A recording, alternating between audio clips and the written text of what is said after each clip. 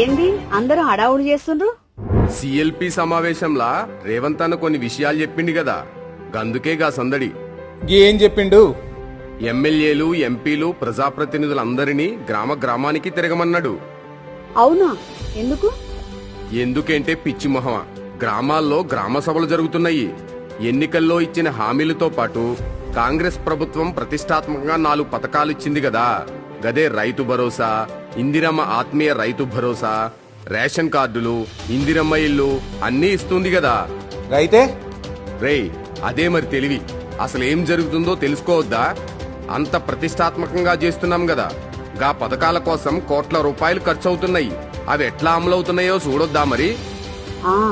అవునవును, చూడాలి. అందుకే ఎంపీలు, ఎమ్మెల్యేలు, సర్పంచులు, వార్డు మెంబర్లు, జెడ్పీటీసీలు ఇలా ప్రజా ప్రతినిధులుగా ఉన్న వారెవరైనా సరే అందరూ గ్రామాలకు వెళ్లాల్సిందే అన్నాడు. మరి పోతుర్రా మీరు? అందరూ ఎక్కడ గురుకుతున్నారనుకున్నావు? గ్రామాల్లోకే. మనం కూడా పోదాం పదండి.